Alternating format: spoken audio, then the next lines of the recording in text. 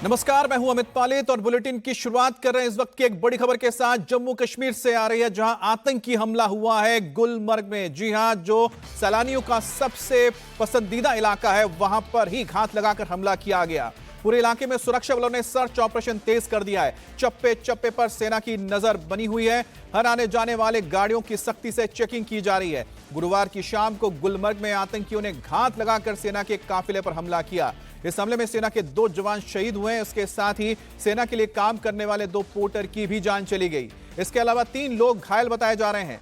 आतंकी हमला गुलमर्ग के नागिन इलाके में 18 राष्ट्रीय राइफल्स की गाड़ी पर किया गया। भारतीय सेना का काफिला, राष्ट्रीय राइफल और सेना की एक और यूनिट का काफिला बूटा पथरी से गुलमर्ग की तरफ जा रहा था। उसी दौरान लगभग 3-4 आतंकियों ने गाड़ी के काफिले पर ताबड़तोड़ फायरिंग शुरू कर दी। बताया जा रहा है कि आतंकी 2 से 3 की तादाद में जंगलों में छिपे हुए थे और उन्होंने घात लगाकर मौका देखकर सेना के काफिले पर हमला किया है।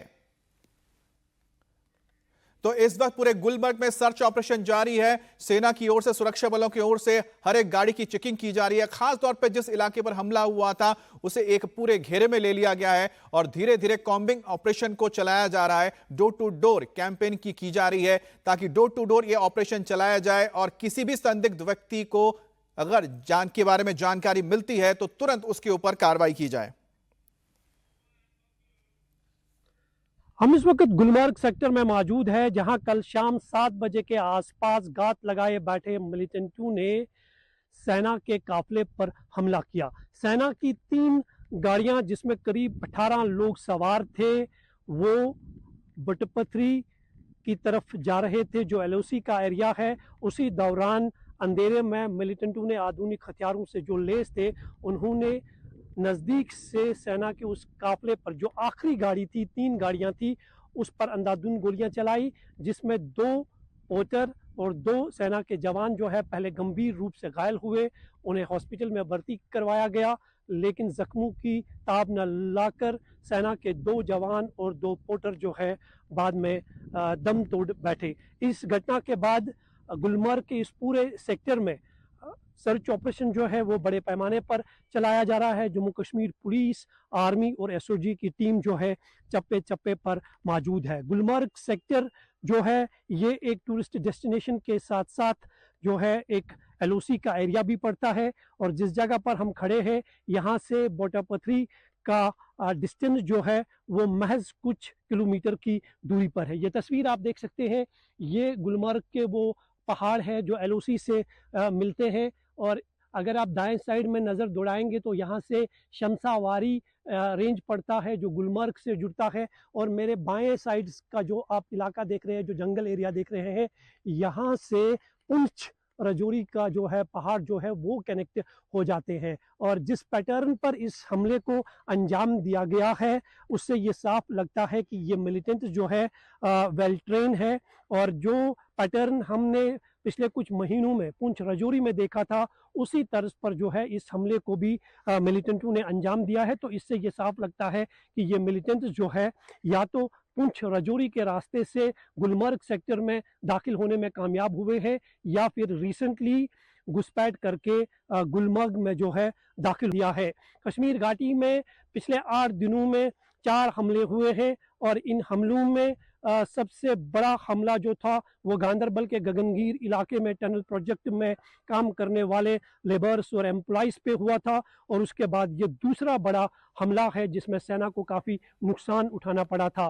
फिलहाल गुलमर्ग के इस सेक्टर में सर्च ऑपरेशन बड़े पैमाने पर जारी है और कोशिशें की जा रही है कि जल्द से जल्द जितने भी मिलिटेंट्स यहाँ पर छुपे हुए हैं उनको मार गिराया जा सके। और हमले में 3 से ज्यादा आतंकी शामिल होने की बात सामने आ रही है। सुरक्षा बलों ने पूरे इलाके को घेरा हुआ है और आतंकियों की तलाश शुरू कर दी गई है। माना ऐसा जा रहा है कि आतंकियों ने कश्मीर के बोटापथरी सेक्टर में एलओसी से घुसपैठ की है। जम्मू कश्मीर में एक हफ्ते में यह चौथा आतंकी हमला है। गुरुवार शाम को जहां बारामूला में सेना के काफिले पर हमला हुआ, उसी दिन सुबह पुलवामा के गैर कश्मीरियों को आतंकियों ने गोली मार दी थी। इससे पहले 20 अक्टूबर को गांदरबल में आतंकियों ने कायराना हरकत करते हुए 5 मजदूरों समेत एक डॉक्टर की हत्या कर दी थी। वहीं 18 अक्टूबर को शोपियान में एक मजदूर की हत्या की गई। एक हफ्ते के अंदर चौथी आतंकी घटना से कश्मीर में काम करने वाले गैर स्थानीय लोग डर गए हैं, दहशत में हैं। वहीं जम्मू कश्मीर के मुख्यमंत्री उमर अब्दुल्ला ने इसे दुर्भाग्यपूर्ण बताते हुए हमले की कड़ी निंदा की है।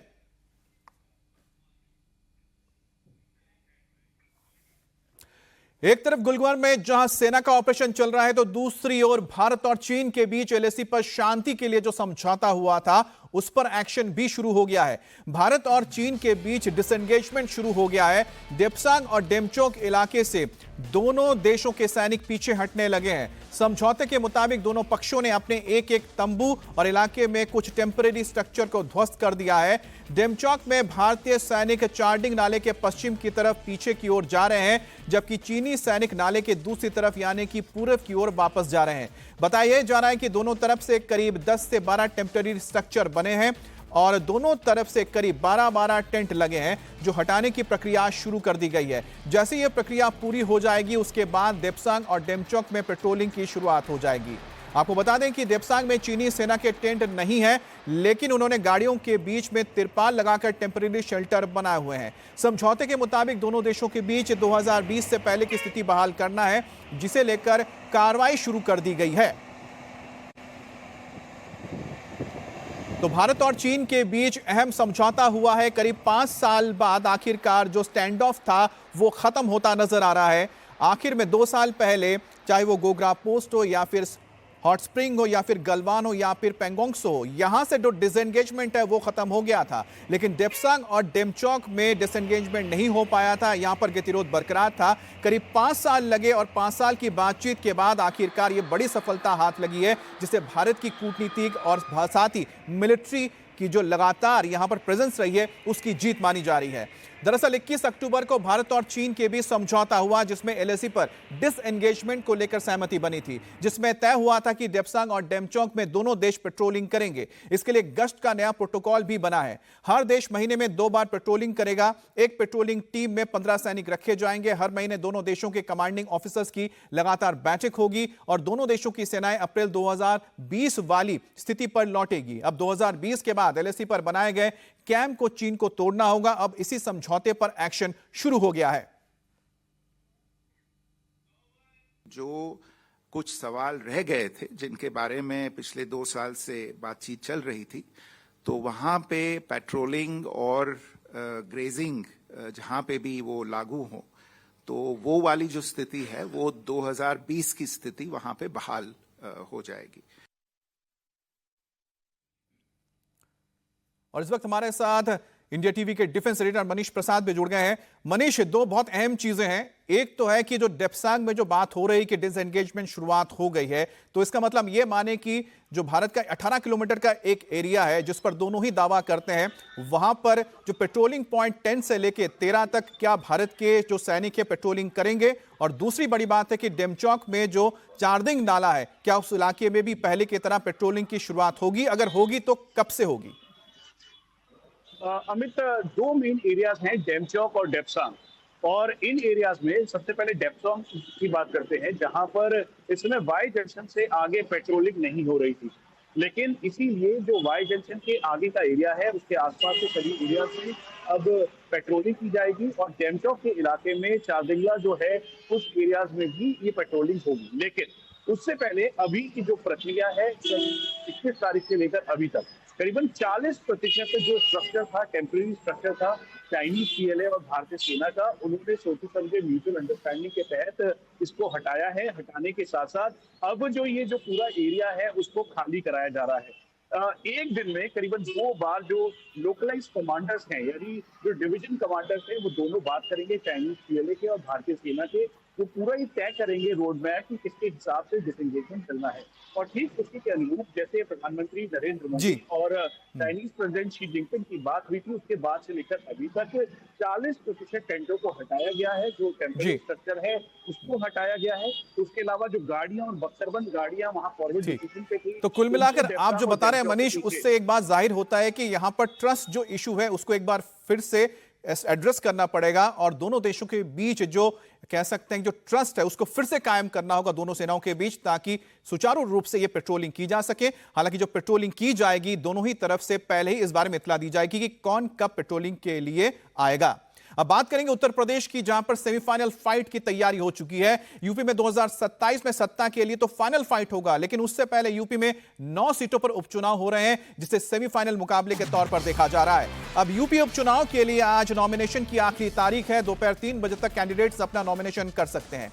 बीजेपी, एसपी और बीएसपी ने नॉमिनेशन से एक दिन पहले ही कैंडिडेट्स की लिस्ट को फाइनल कर लिया है। बीजेपी ने 9 से 8 सीटों पर उम्मीदवारों को उतारने की बात कही है, तो वहीं पर एक सीट मीरापुर अपनी सहयोगी पार्टी आरएलडी को दे दिया गया है, जहां से मिथिलेश पाल को कैंडिडेट बनाया गया है। खास बात तो यह है कि सेमीफाइनल फाइट से पहले कांग्रेस ने सरेंडर कर दिया है, कांग्रेस ने अपना कोई उम्मीदवार नहीं उतारा है। अब सभी 9 सीटों पर समाजवादी पार्टी के ही कैंडिडेट्स उतारे गए हैं। उधर मायावती की बीएसपी ने भी सभी 9 सीटों पर अपने उम्मीदवार उतार दिए हैं, यानी कि मुकाबला त्रिकोणीय होने जा रहा है सेमीफाइनल फाइट में। एक तरफ जहां पर सीएम योगी की प्रतिष्ठा दांव पर है, तो वहीं पर अखिलेश की पीडीए का भी लिटमस टेस्ट होना है। लोकसभा के बाद अखिलेश का पीडीए चलेगा और मायावती की हाथी फिर उठेगा या नहीं, यह भी एक बहुत अहम रहने वाला है इस पूरे चुनाव के दौरान।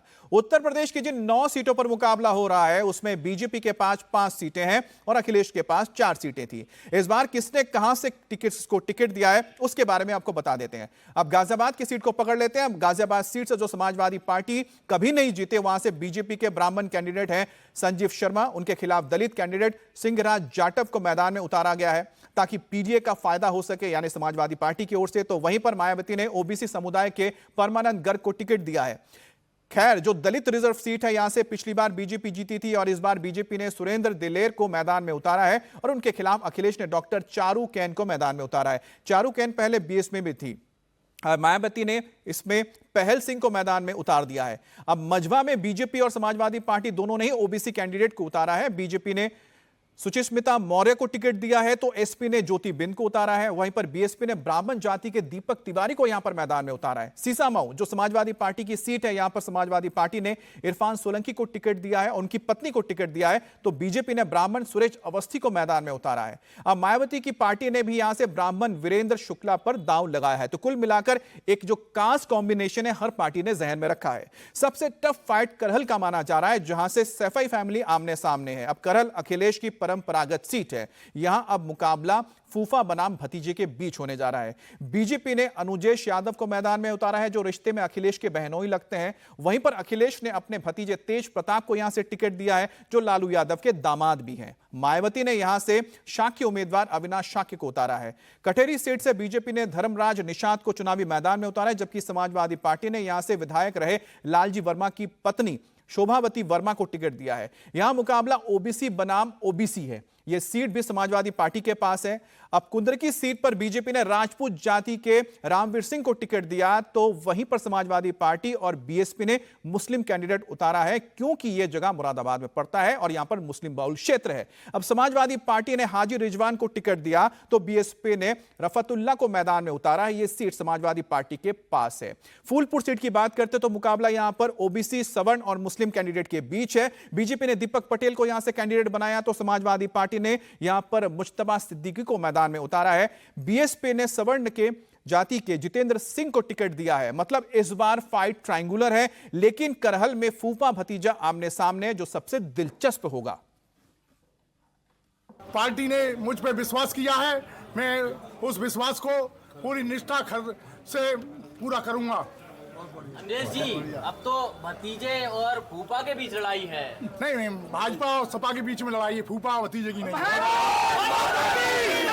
ऐसा क्या हो गया समाजवादी पार्टी के? आप तो खास रिश्तेदार अखिलेश जी के बहनोई हैं। रिश्तेदारी अलग है, पार्टी अलग है। मैं पार्टी में भाजपा में हूँ, निष्ठा से काम कर रहा हूँ, रिश्तेदारी से कोई मतलब नहीं है। समाजवादी पार्टी के साथ जो लगाव जुड़ाव यहाँ के लोगों का है, नेताजी के साथ जो तमाम सारे लोगों ने काम किया, और हमें पूरा विश्वास है कि इस चुनाव में भी समाजवादी पार्टी को जन समर्थन होगा। अब भाजपा से चाहे कोई भी प्रत्याशी आते हैं, अब तो फूफा आ गए हैं प्रत्याशी के रूप में, लेकिन कहीं कोई असर पड़ने वाला नहीं है। और बहुत बड़े अंतर से आप देखेंगे, जब 23 तारीख को वोट खुलेंगे तो समाजवादी पार्टी बड़े अंतर से चुनाव जीत कर आएगी। अब ये तो कह रहे हैं कि यहां पर परिवार का कोई मतलब नहीं है, दोनों अपने अपनी पार्टी का नाम ले रहे हैं और पार्टी के कैंडिडेट के तौर पर मैदान में उतरे हैं। लेकिन देखना होगा पारिवारिक जो ये पूरा रिश्ता है चुनाव में किस तरह सामने आता है। बहरहाल 2027 विधानसभा चुनाव से पहले इस उपचुनाव को एक्सपेरिमेंट के तौर पर भी देखा जा रहा है। अखिलेश ने जहां एक बार फिर से अपने पीडीएफ फॉर्मूले को अपनाया है, तो वहीं पर योगी आदित्यनाथ ओबीसी और सवर्ण का नया प्रयोग कर रहे हैं। जिन 9 सीटों पर उपचुनाव हो रहे हैं, उन सभी 9 सीटों पर अखिलेश यादव ने पीडीए के उम्मीदवार को मैदान में उतारा है। अखिलेश यादव ने सबसे ज्यादा विश्वास मुस्लिमों पर दिखाया है। 4 मुस्लिम कैंडिडेट उतारे हैं, तो 3 सीट पर ओबीसी और 2 पर दलित उम्मीदवार दिए हैं। अब 3 दलित में 1 यादव है, जो उनका भतीजा तेज प्रताप यादव है। तो वहीं योगी आदित्यनाथ ने 9 में से 5 पर ओबीसी को मैदान में उतारा है, 3 सवर्ण है और 1 दलित को टिकट दिया है। बीजेपी कह रही है कि इस बार पीडीए नहीं चलेगा। भारतीय जनता पार्टी और निषाद पार्टी का गठबंधन जो पूरी तरह से पूरे प्रदेश में बूथ स्तर तक कार्यकर्ताओं के साथ धरातल पर उतर चुका है।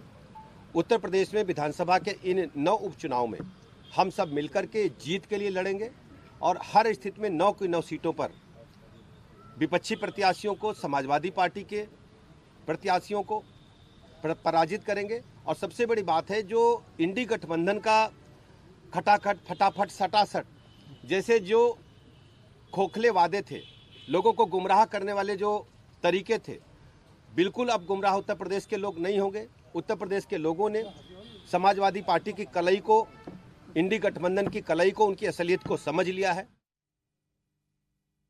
और हमारे साथ विशाल प्रताप सिंह भी जुड़ गए हैं। विशाल, कल कैंडिडेट्स की बात हुई थी, आज बात हो रही है कि किस तरह से एक फॉर्मूला तैयार किया गया है। अब समाजवादी पार्टी ने तो पीडीए के तहत ही अपने कैंडिडेट्स को उतारा है, जिसमें खास तौर पे भरोसा जताया गया है मुसलमानों पर और साथ ही जो एससी हैं और यादवों पर। लेकिन यहां पर बीजेपी जो नजर आ रही है, बीजेपी का खास तवज्जो ओबीसी पर है और साथ ही साथ यहां पर सवर्णों को भी साथ में लाया जा रहा है। यह जो पूरा कॉम्बिनेशन है, आप किस तरह से देखते हैं, कौन ज्यादा इस वक्त ज्यादा जमीन पर प्रभावी नजर आ रहा है?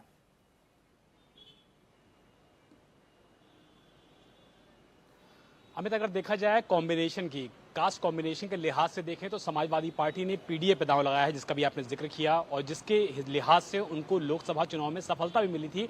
वहीं मुख्यमंत्री योगी आदित्यनाथ ने जब यहां पर बैठक की, उत्तर प्रदेश की राजधानी में, लखनऊ में की, क्षेत्रों में किया, उन जिलों में की जहां पर उपचुनाव होने जा रहे हैं, तो वहां से बाकायदा पैनल्स में कैंडिडेट का जो सिलेक्शन है वो मंगाया गया। 3-3 कैंडिडेट्स का नाम भेजे गए, उसको यहाँ पर मंथन हुआ और उसके बाद केंद्रीय नेतृत्व के पास ये सारे नाम भेजे गए और उसके बाद जो कॉम्बिनेशन बन के निकला, उसमें ये साफ हो जाता है कि ओबीसी कैंडिडेट्स पर इस बार भारतीय जनता पार्टी ने भरोसा दिया है।